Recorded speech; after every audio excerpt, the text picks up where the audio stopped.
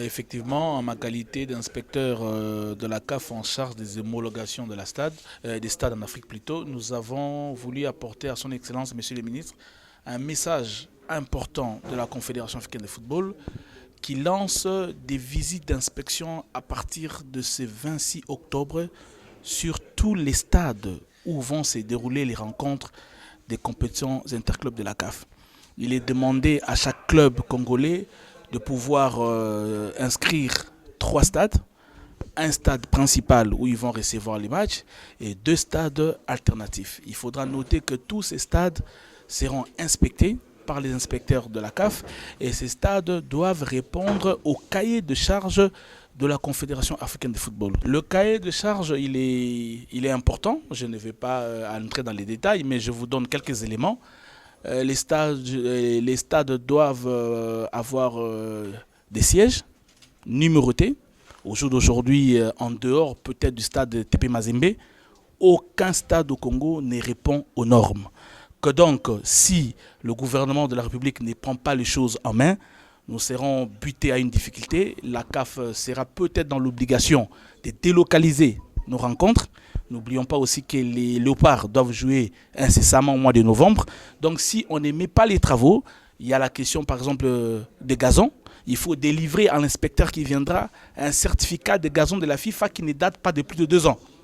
Au jour d'aujourd'hui, vous savez que le gazon du Stade des Martyrs date de 2012. Il a été installé dans un projet que la FECOFA avait mené avec la FIFA.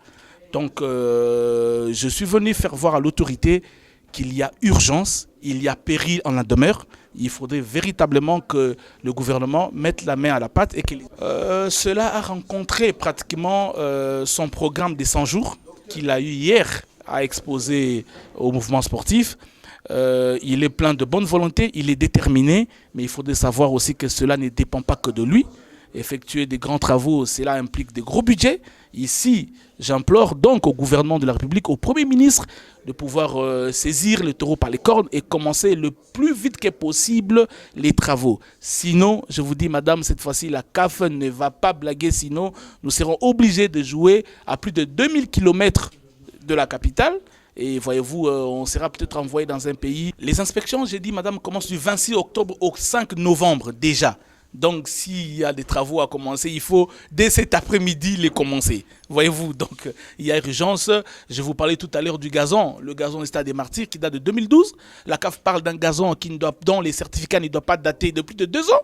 Figurez-vous qu'il faut commander vite un gazon. Je vous parle des sièges. Vous allez au Stade des Martyrs, ce n'est pas l'ensemble du stade, ok, qui possède des sièges. Il faut les numéroter, il faut l'éclairage, il faut assurer la sécurité aux sportifs.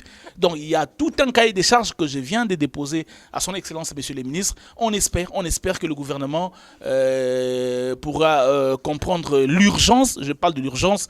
Sinon, nous, amoureux du ballon rond, nous serons obligés de prendre des avions et aller suivre nos clubs dans d'autres pays.